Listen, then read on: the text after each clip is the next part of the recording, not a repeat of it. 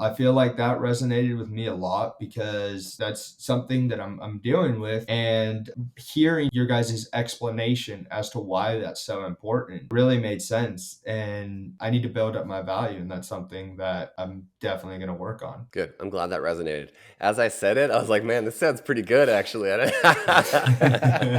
I'm glad that you agree with me.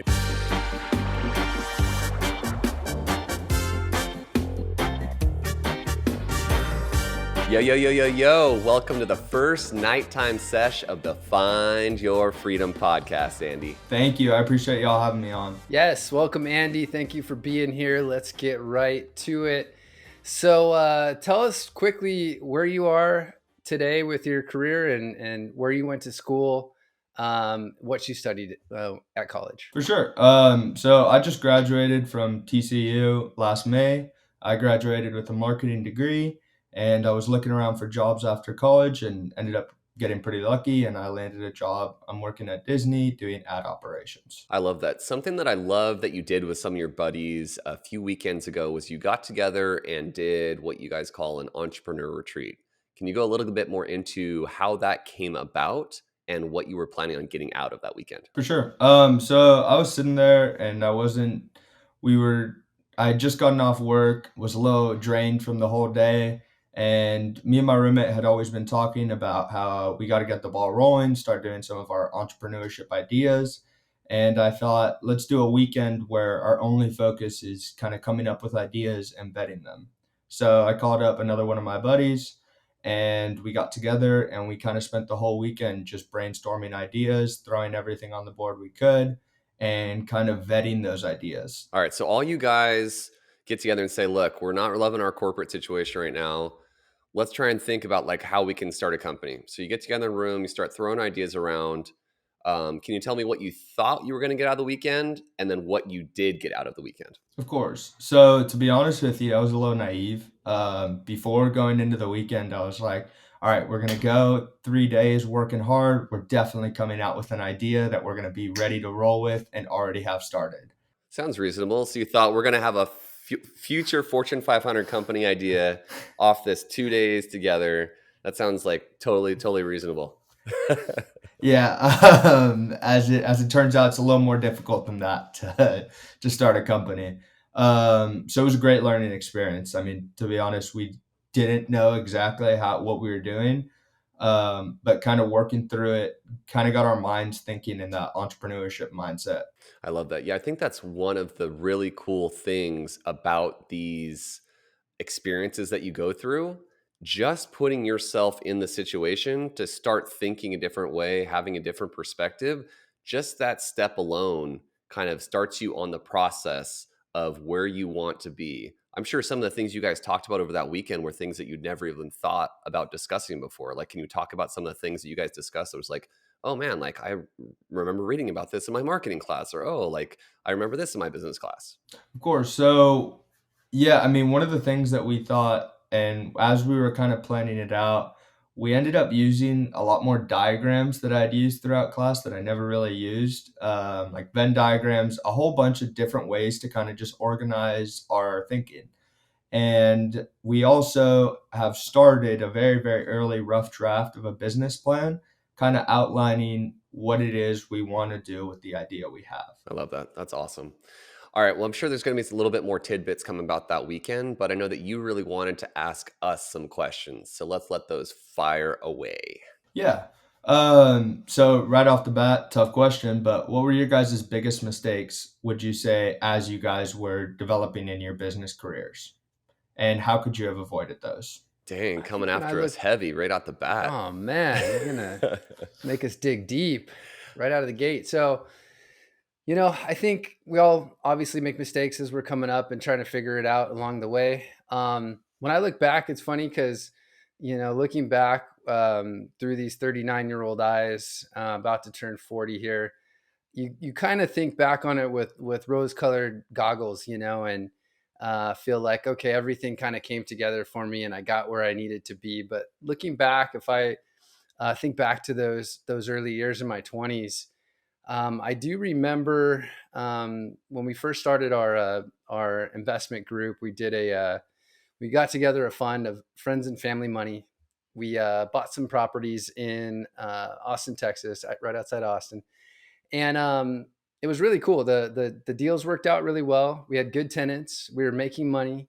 Everything was kind of rolling, and then we got the brilliant idea to move over into Detroit and take our investors with us into this booming opportunity that we identified out in Detroit. And instead of just holding on to these great assets that we had acquired over here in the Austin market, we decided let's sell those, take our profits off the table, and roll that money over here into Detroit. And looking back on that, we did well on those. We did fine. But what I've learned in my investing career is that if you have a good asset, particularly in real estate, if you have a good asset, you try to hold on to that thing as long as you can. If it's producing income, and especially if it's a relatively passive performing asset, it's best to hold on to that asset. So when I look back, I wish that we would have held on to those three. I think Jonathan would agree with me that Yeah, we wish %, we wish we still had concur with your poor this. decision and a big mistake from your early career. I mean, like you said, it ended up working out great. I mean, it was still a good investment, but man, if we would have held that and just let it roll, I mean, we got in a good price, and especially with real estate, like you say. And I'm still like learning this. Like I've tried to sell one of my houses for a few years now, 10 years now, and Doug keeps telling me, bro, this is a really good asset. You got in really early. It's cash Let your flowing. winners There's no, let your winners yeah. ride. So let your winners ride. Definitely in real estate, especially. I totally agree. Yeah. So I mean, of course, that wouldn't have put us into an early retirement at age 30 had we kept them. But it could have been a six-figure difference in circumstances across the board with our investors that were involved in that group of investments there. So number two, the other one that comes to mind is just the lesson I learned about being able to leverage my time. So I think when you're learning, you're just, you get so focused on trying to make it work, trying to make it happen. And I think there's a tendency to not take the step back and ask yourself, what's the best way to maximize my time? So we had these deals that were teed up with a property manager slash wholesaler. He was going to feed us the deals. He had a steady stream of properties. We were going to be able to just buy the properties from him and have him manage the properties. And the deal fell through. And instead of either working it out with that wholesaler or finding another similar wholesaler to do a similar model, turnkey model, we just did it the hard way and grinded it out individually, bought each property and individually kind of manage each property ourselves. And so instead of spending maybe 100 hours over the 6, 7, 8 year life of the investment, probably spent about 1,000 hours. And sometimes I lay awake at night and wish that I had 800 of those 1,000 hours back. You know what I mean? So yeah, just trying to find the best way to leverage your time. Super good. Those are the two of my big takeaways early in the 20s. Yeah, mine's kind of similar. Off that second one of yours, I think one of my biggest mistakes was when I first went out starting my own hotel management company. I drove up and down the Pacific Coast looking for hotel owners to just give me a second to talk to them about why my hotel management company was something that would be better than their current hotel management company. I was 27 years old. I just moved back from Turks and Caicos, just managing a hotel in Turks and Caicos. And we had one hotel that was performing really well, and I felt like really good about my experience. But I really, like, every day for almost 18 months woke up and did almost exactly the same thing. Driving, trying to meet these people, trying to contact them, doing some research online. But I never took a second to just step back and think, what are the other ways I can reach these people? How else can I get into this network of hotel owners? And I think, like Doug said, it really was a big waste of my time to keep banging my head up against the same wall instead of taking a step back, looking around and saying, like, all right, what other ways do we have here? Like, let's open up take off the blinders and look around. I could have gone to hotel marketing events. I could have, met with some of the other owners of other hotels that I already knew and asked if they knew any other people. I mean, there's like 1,000 things I could have done. But yeah, just like wasting so many early hours, just thinking, I'm going to grind this out. I'm going to make it happen. And just doing it instead of taking more time to plan it and do it in a more efficient manner. So that was a definitely big mistake that I did, and probably also hundreds of hours wasted.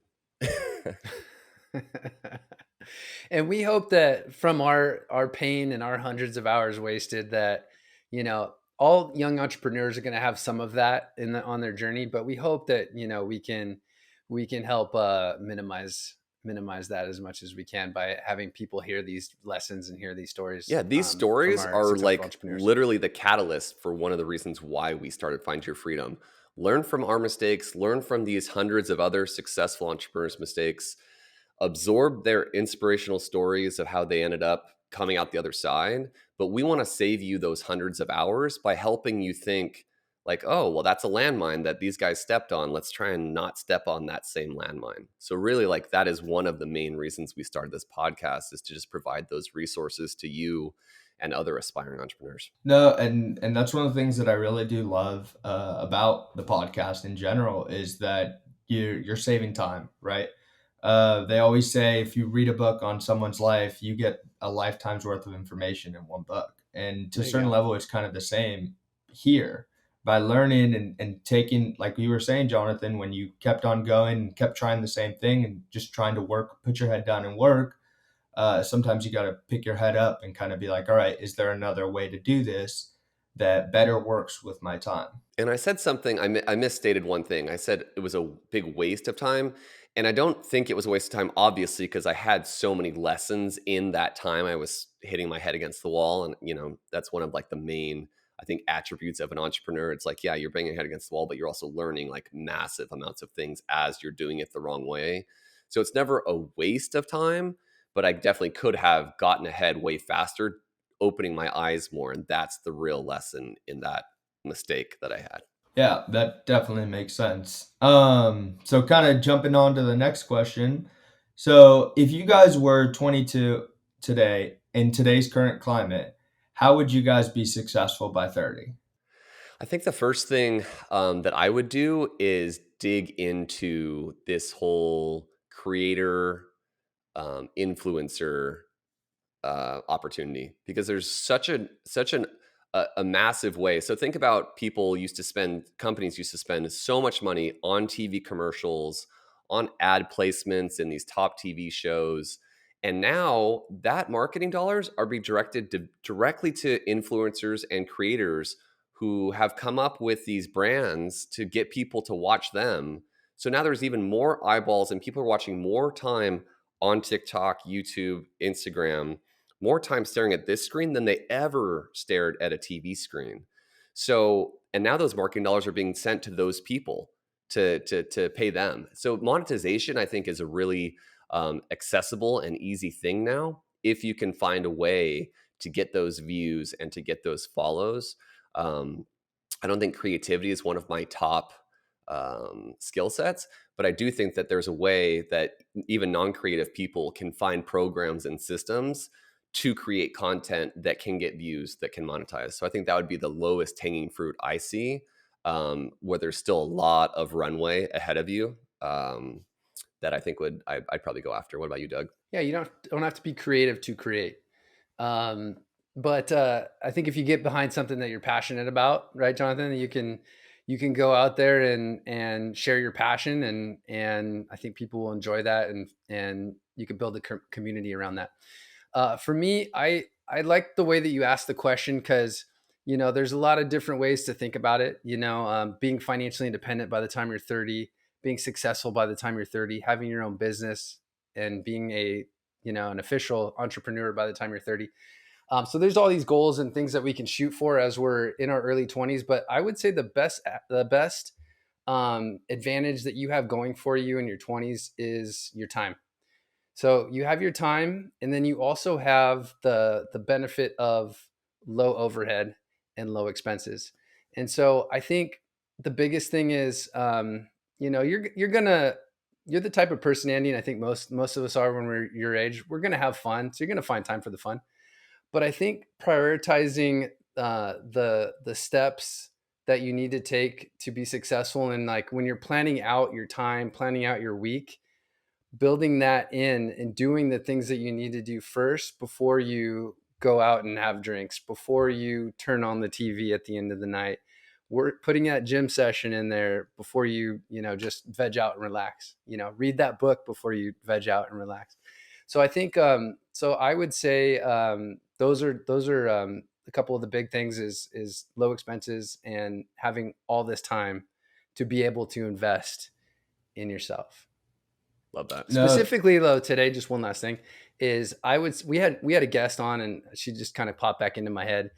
She talked about how she was working in a social worker job, and within 5 years she was able to become financially independent. And the big lesson from her episode that I think we all took away was, you can do that in addition to having the full-time job by devouring as many books as you can. Once you figure out which lane you want to go down, devouring as many books, devouring as many podcasts as you can, and then taking action.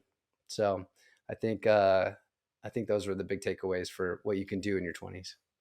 yeah, no, that's awesome information. And one of the important things you said is kind of setting yourself up, right? Consistently learning. So one of the things that I struggle with personally is discipline. And so that kind of goes along with what you were saying. What are some of the ways that you guys have developed your discipline throughout the years? I think I was really fortunate. My dad and mom were both super hard workers, and my dad specifically, I remember him waking up early, making our breakfast, getting us off to school. He would go to work. He'd drive an hour to work all day, come home, make dinner for us, do our homework with us, get us ready for bed, and then he would, clean the house. Then he was my soccer coach. He was always at every single game I did. He was just always busy doing things, and I think it really instilled in me like a real drive to be like him. Like he was someone I was like, man, I hope I can be as good a father as him. And that kind of came out in me when I was in college.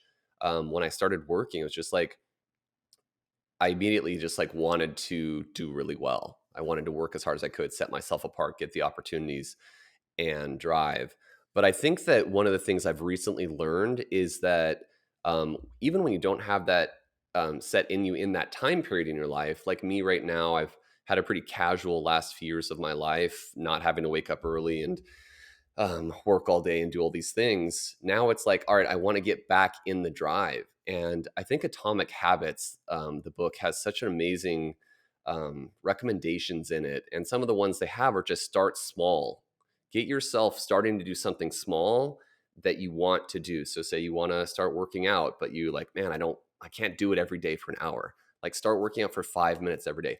Feel good about those 5 minutes. Do that for a few weeks and then up it to 10 and 15. Like take the small steps to make you feel good. And you can do that on a bunch of different things throughout your day and start trending in the right direction. And it also builds a lot of feeling good about yourself. So you feel good that you did it that day. You're proud. And it's like a positive reinforcement. But you also want to make it easy for you to do those things. So if you want to like work out, make sure that you have your workout stuff ready for you. Make sure you schedule it in your day. If you want to like start eating better, get rid of the bad shit that's in your house and don't have it sitting out. If you don't want to be drinking as much, don't put the beers in your front of your fridge. So it's like there's a lot of these little things that you can do to help build the discipline, but it's all being really conscious and intentional about what you want and then making it happen, both with accessibility, make it easy, and then give yourself those positive reinforcements. So I think it's one of those things anyone can do. And when people say like they're really struggling with those things, I would really recommend Atomic Habits just to start building some real basic things that you can do every day to start making yourself more aware of what you're doing to self-sabotage yourself. Absolutely. I mean, discipline is your habits. I think for me, I was a pretty undisciplined person until my junior year of college when I did the internship that I've talked about on this podcast before, where I ran my own business. And when you are running your own business and responsible for the success of this business, and you're putting it on the line and knocking on the doors and doing all this in addition to the demands of your school and trying to, get good grades on top of that, that forced me to be disciplined, because there was no way to be successful at both running the business and at school without it. And so I think, I did that for a year, and then I also got, promoted in my second year as a district manager, and then a third year with the company. So after 3 years of doing that, it was kind of became ingrained in me. I stretched myself to the limit to where I saw what I was capable of. I saw, okay, if I am organized with my time, if I am conscious of, um, you know, all the time that I have and being as productive as possible, I can get all these amazing things done. And so once I was able to see those possibilities for myself, I feel like I've been a disciplined person ever Yeah, since. and this So comes back to that balance thing that you were referencing earlier, Andy. I was probably a little bit less balanced in college. Like I went full on 100% into working, and like I want to be successful. I want to, you know, grow in the corporate world. Doug had a better balance. I mean, Doug was working really hard in his own college painting business, but he was also having a lot of fun. So he had a lot better balance in his life. So it's one of those things, you can do it both ways, but you still have to have the discipline to be working in your extra time and scheduling that first and making that the priority, because the social thing can definitely eat into your success pretty quickly if you don't find that, if you don't prioritize it. By the way, Andy, these questions are absolutely awesome. You're really killing it, bro. yeah, keep up that fire. Come on, let's go. Thank you. I appreciate it. So kind of something you guys both mentioned was organization. You guys both really stressed the organization part on building discipline.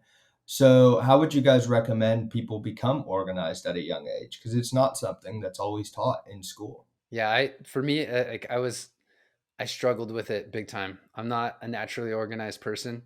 I think Jonathan has it in his DNA to be organized. He can't help but be organized almost. But I'm sure he has some good advice to share on it as well. But I had to figure that out. It was a long path for me. So even when I got the discipline, I still didn't have the organization. So like when I was running my business, there were other interns that were having other high performers like myself that were having similar success, but I noticed them having an easier time producing similar results. And a lot of that, I think, looking back, came down to my lack of organization.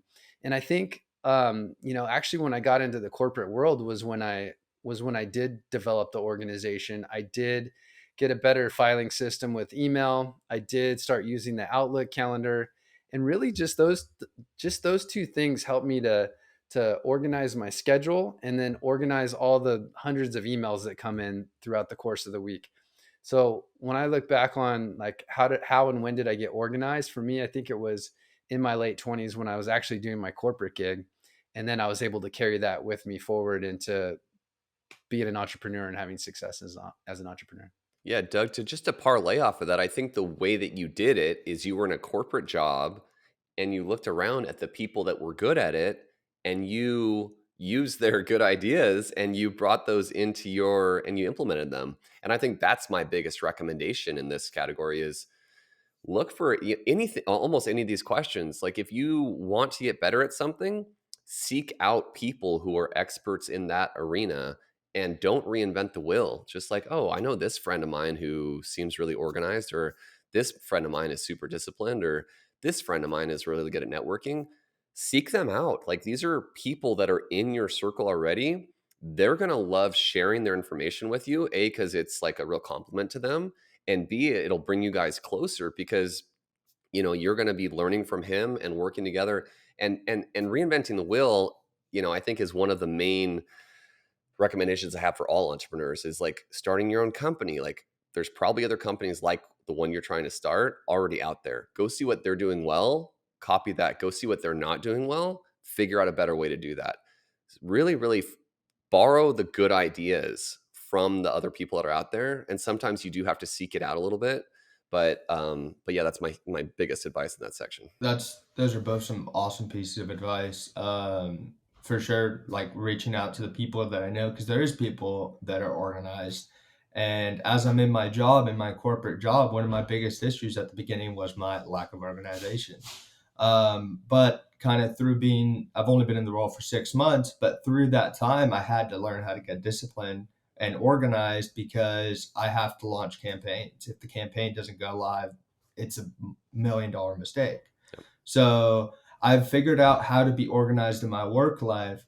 Now I'm kind of working on transitioning that over, which is a little more difficult. Yeah, I think when you start seeing some of the differences in how your life can be, when you start noticing that, hey, I have a little more extra time in my day now that I'm a little bit more disciplined on what I want to do. I've scheduled my day out. Now all of a sudden I feel like I don't miss out on things that I should have done in the day because I set a little scheduler for it. So like just utilizing Google Calendar either the night before you go to sleep and like looking at your day tomorrow, like I have this call, this call. All right, well, I want to get this done in between those calls. Or, hey, when I get off work, at 4:30, 5 o'clock, I want to make sure I hit the gym, get that special part of my day, healthy body, healthy mind. And then right after I finish the gym, I usually feel really good. I want to spend an hour reading a book or 20 minutes reading a book, or I want to read 15 pages of this book because I want to finish it in the next month. There's these different things. Put it in your Google Calendar, set a notification, and then it's like them, kind of dummy proof it for yourself. And that's what'll ensure that you get it done with that discipline. That's a great idea. That's definitely something I'm going to try out. So kind of moving along to another one of my questions I had is it's a little more difficult of a question, but if you guys could narrow it down to one skill that you thought made you successful, what was that skill and how did you develop it? Wow, that's the $1 million question, right? Um, I think for me, I think it's kind of like a two-parter, but I really feel like relationship building, number one, and then work ethic, number two.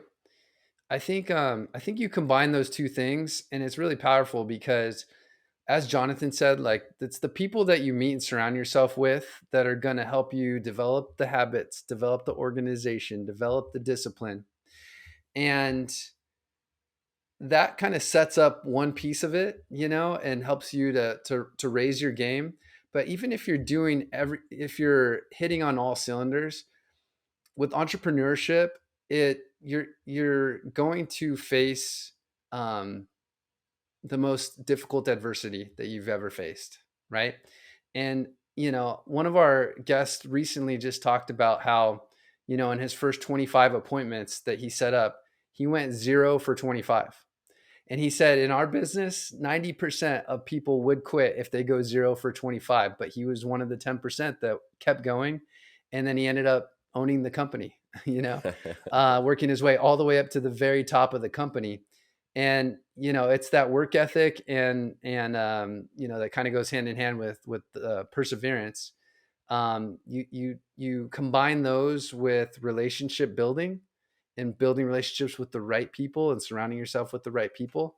And, you can't lose. Yeah. It may take you a couple of years, 2, 4, 5 years, but you're willing to stick with that, regardless of how long it takes. Yeah, build those relationships and maintain them. I think that's something that a lot of people kind of miss is they kind of meet people, they like feel like they're building their network and they all of a sudden 2 years have passed and they haven't reached out to that person again. They haven't maintained that relationship. So one thing that I did early in my career that I thought was really beneficial, I just compiled a list as I was going throughout my days of these are the people I want to maintain relationships with. And I had a list of like that grew. It ended up being like 160 people that just like, hey, like these are the people I want to email quarterly. This is the people I want to see once a year for a meal, and I'm going to take them out. And you just create this list, and there's certain people that's like, man, this person was so awesome and was really generous with their time. I think they're going to be a great resource for me. And if you're able to, what's funny is you listen to these podcasts, it's just like, man, like a lot of these people, like their superpower was that they were able to connect with people that benefited them in their future. And that's like a common theme across, I feel like most successful people. It's not like you're using people, like it's a mutually beneficial thing where you're initially maybe kind of using some of their network and some of their skills, but then you pass it back to them in the relationship and in hopefully in other ways. And that's what I always try to do in my network building. To answer your question, though, which is such an awesome question. Talk about like not reinventing the wheel. I think we may have to, Doug, we may have to use this question moving forward with some future guests. Andy's already helping us out with our That's going to podcast. be a go-to there. I think the one thing I would attribute to my success would probably be training people to do things better than I could do them. I don't think I'm really, obviously I'm not like the most eloquent guy. I don't think I'm, one of the smarter people, but I usually was really good at finding people that I could put them in a situation. I would hire them for a specific job that I knew they'd be able to thrive at. And I would be able to train them in a way that they bought into the culture that I was trying to build, and they would do the job better than I ever did it. I don't think I ever excelled in my career because of me being so much better than the people around me. I know definitely in like my early years of hotels, I wasn't the best front desk person. I wasn't the best front desk manager or sales manager, definitely not the best GM, but the team I built made me look good. And we always really took good care of each other. So I think that's my biggest skill set. And that's one of the reasons that I've been able to kind of live this life of more freedom at this point in my career, because I hired and trained people that run our companies better than I could. And I'm there whenever they need me, but I'm not a bottleneck in the career, in their careers, or in the company. I'm there as a resource when needed. But that really has kind of been something I really fortunate that I stumbled upon when I was starting to open hotels for Starwood and Marriott. I would travel out and train the people, and I was like, hey, I'm pretty good at this. And it kind of just became a thing that I realized worked out well. And then it kind of turned, when I became an entrepreneur, it kind of turned into like, wow, this is how I can really set myself apart. And I think that was actually one of the resources. So when you partner with people, you have to bring something to the table. You have to be an expert in a specific vertical. And I feel like that kind of is what I brought to the table.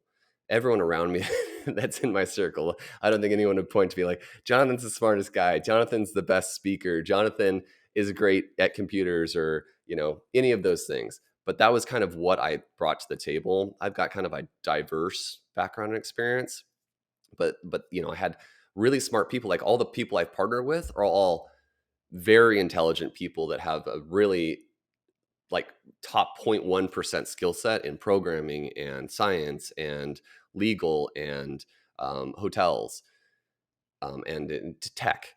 And those people partnered with me because I brought that specific niche, which I guess set me apart and was worthwhile. But that's critical. Yeah, that's some great advice. I mean, Doug, as you were saying earlier, obviously hard work is one of the most important things. And I think that's something that everyone knows. But what was interesting to me is that you guys both brought up networking and relationship building as one of the most important skill.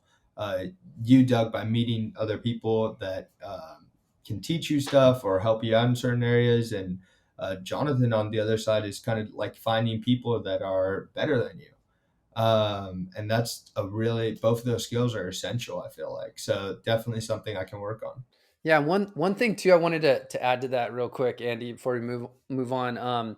So we had a conversation yesterday on the podcast, and one of the things that was interesting to me about the conversation was, obviously everyone knows networking is important, right? So that's nothing new. We all know that. But one of the things that our guest said on the show was, he said, a lot of people call me to try to network, but if they didn't stand out to me in any way, or they didn't bring anything to the table, or I see their name or their number come up on my phone and I can't think to anything that they've, special that they've Yeah. done, Yeah. That I was kind real. of I kind of bypass that phone call. He's like, Doug, when you called, he said you were one of the rising stars in our company, and you did a lot when we worked together at our company. So when you called, of course I picked up your call. Of course I was, wanting to see what I could do to help. So his point that he was getting at there is just, it's good to ask for those favors. It's good to be networking with people, but you also have to think about, what am I bringing? Like Jonathan's talking about, this is what I brought, right?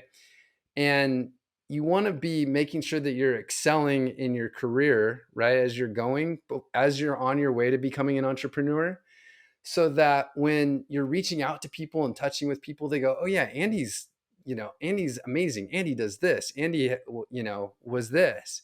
And so when they get that call, they're stoked to pick up your phone call. How can I help? They know you're probably going to bring value to their life.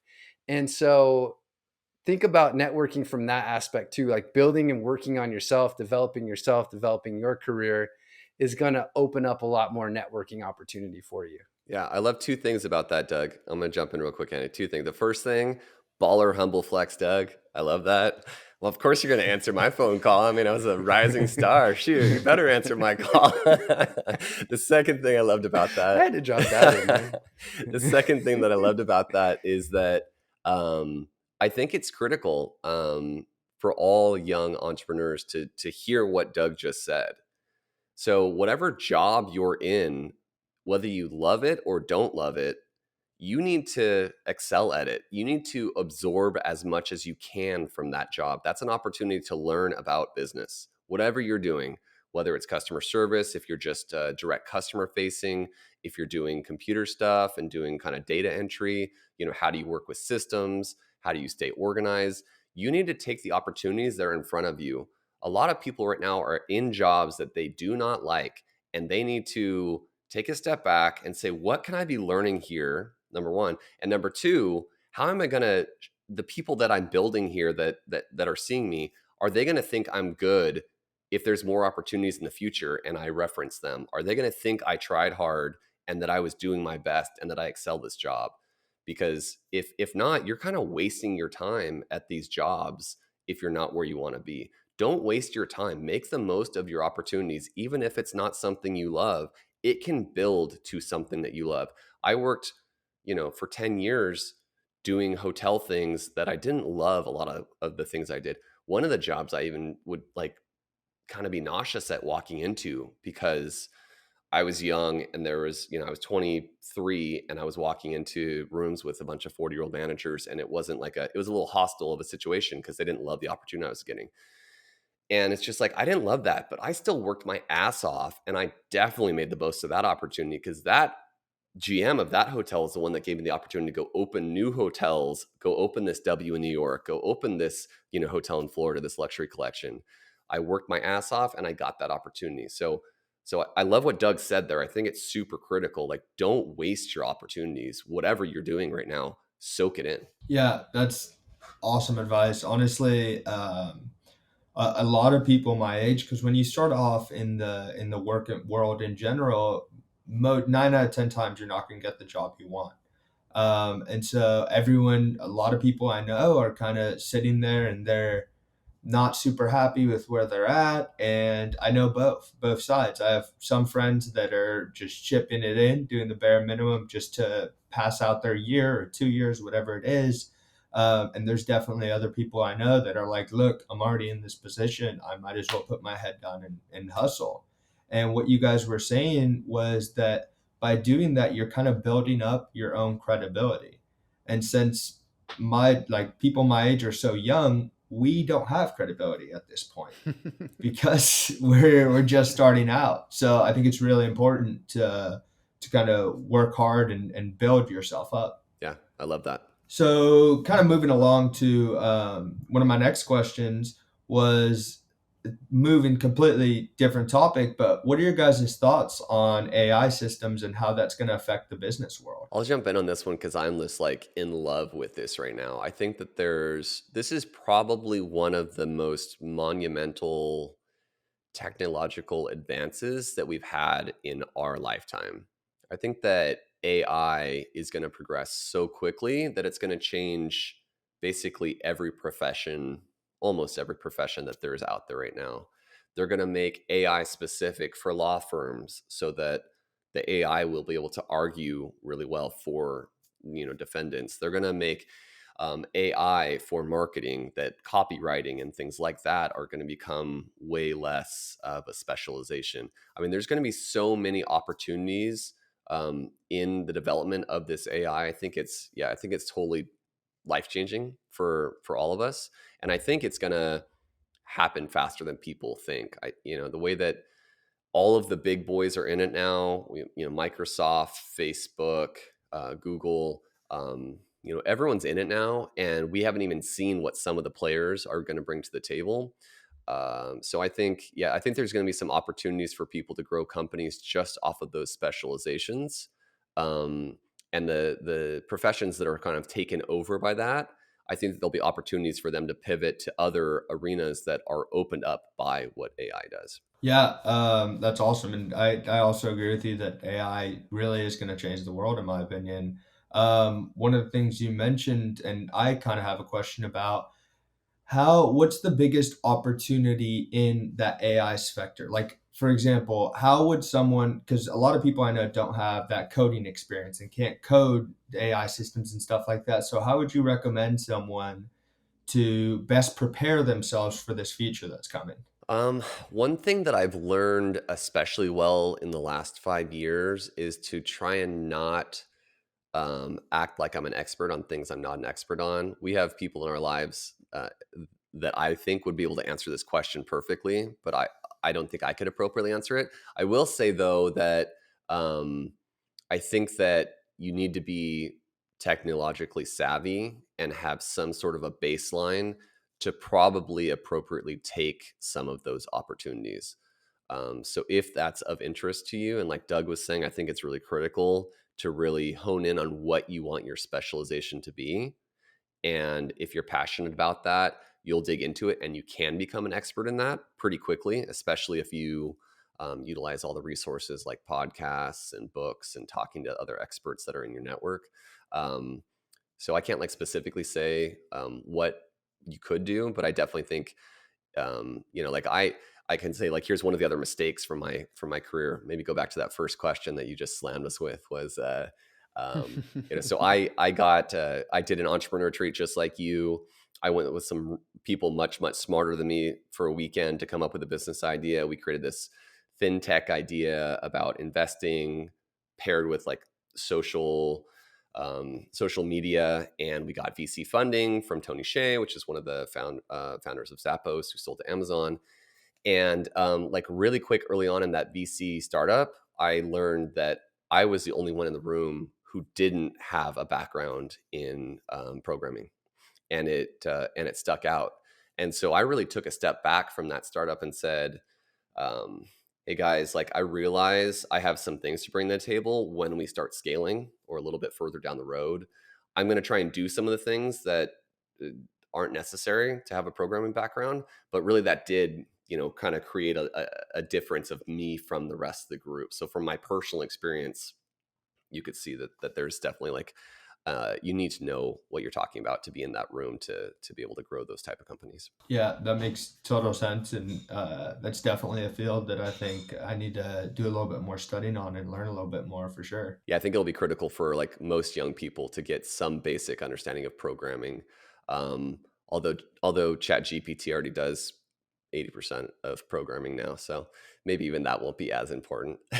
Maybe the real Yeah, jobs will be how to direct Chat GPT. Like you're going to become a command expert to appropriately type in the best way to ensure that Chat GPT provides the perfect coding for you. So maybe that's something you can specialize in. yeah, that sounds awesome. Actually, that's definitely something I'm gonna have to look into. So kind of going along to another aspect. So a lot of people graduating college come out with some student debt. So would you guys recommend paying off your student debt all the way through, or maybe using that money to instead invest in yourself and or whatever business you're trying to start? I think we like to advise, and again, we're not financial advisors, disclaimer, but we like to recommend that people try to knock out their high interest debt, right? And I think you start there. That's kind of a good baseline for how to approach it. What do we mean? What do we mean by high interest debt? Double digit, 10% plus. I'd say even 8 to 10% is probably considered high when you think about it relative to the return that you're going to get on an investment. experienced investors can probably consistently hit 8 to 12% on their investments. But you, Andy, starting out in your early 20s on your first couple of investments, are you likely to do better than the 7% you're going to pay in interest on your student debt? So from that perspective, I feel, speaking for myself, that you probably want to target that high interest debt first before you start getting out there in the markets and trying to play the investment games. Yeah, totally agree. Once again, I'm not an expert in this arena, but if you're going to be able to get 8% return somewhere, then you should probably be paying off any debt that's over that. And if you're getting like a 5% interest rate on something or below that, which is pretty rare with the current interest rates, then those are the ones you'd want to hold on to, because you could potentially net get a better return on. But I think most of the things you're probably holding are probably 10 or plus. So get rid of those things as quick as possible, and then start saving as much as possible after that. Yeah, that makes sense, and that's great advice from both of you guys, and definitely something that I'm free yourself. Free yourself from that debt first. Yeah, that's and, something I'm one of our working guests on. recently said, get your own house in order. He told us he was out there, trying to hustle and do the business and sell everyone on this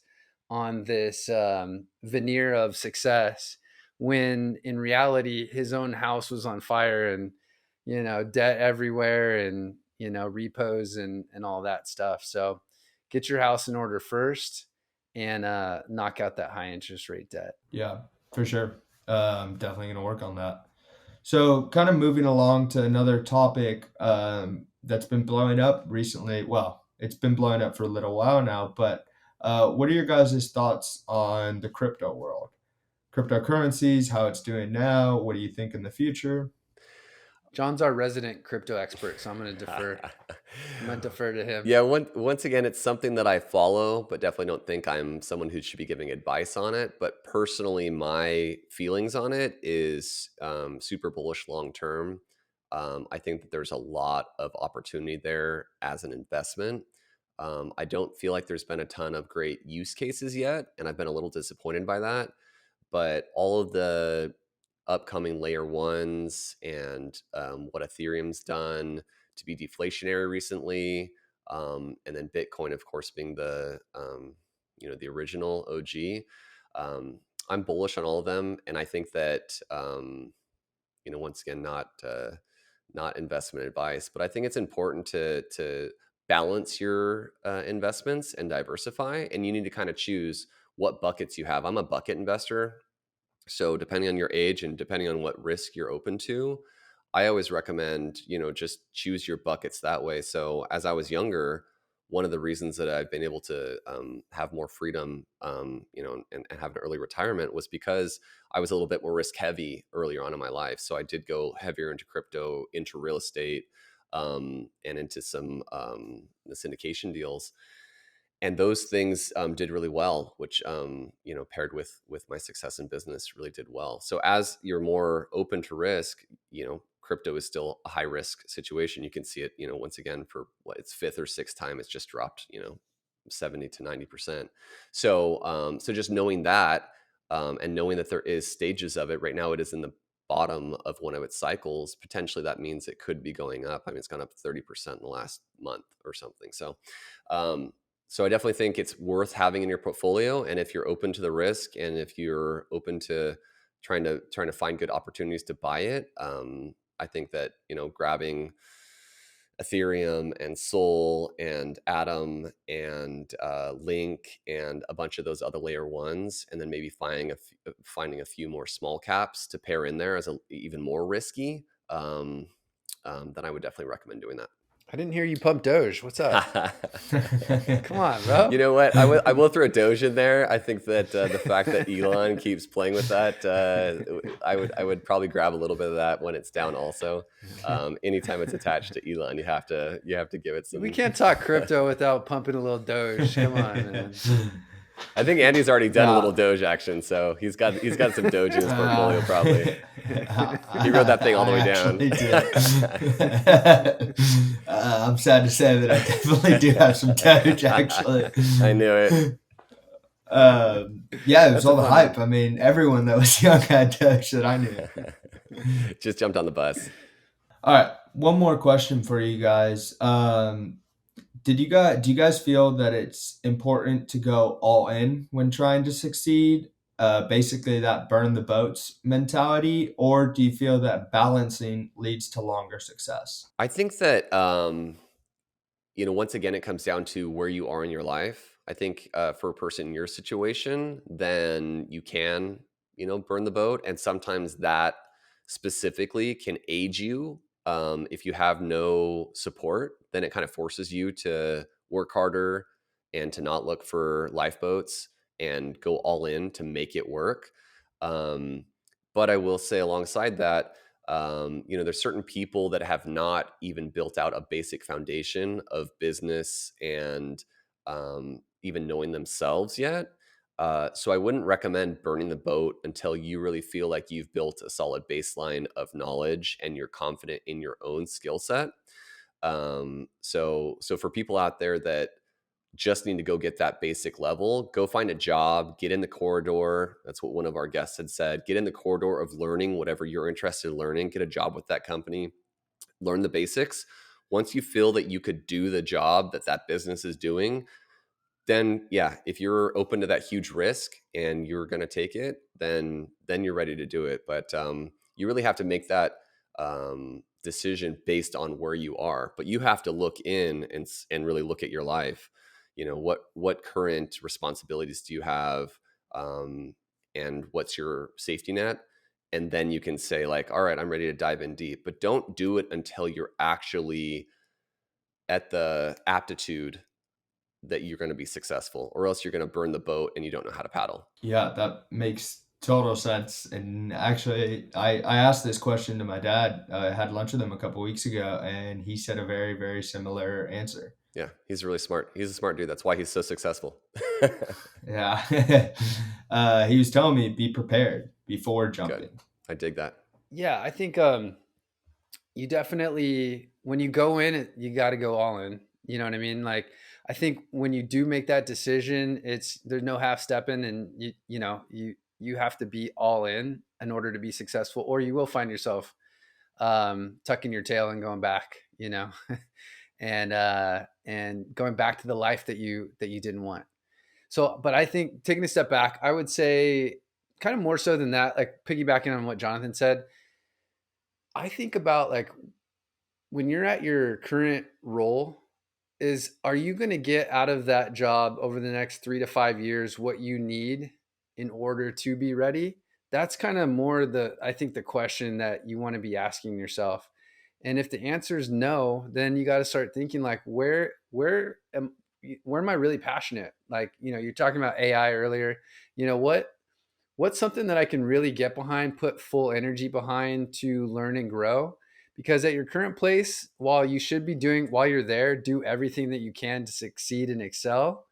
If it's not what you feel like you're going to need from a growth perspective over the next 3 to 5 years, then you need to find out what is, and then you'll be putting yourself on the path to be able to take the jump and then go all in, 3 to 5 years down the road.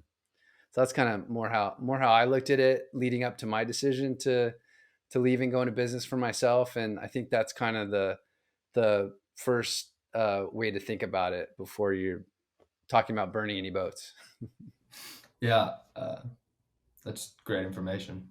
So, while we try to do our best to keep this podcast casual, Andy, I just want to commend you because um, it does take a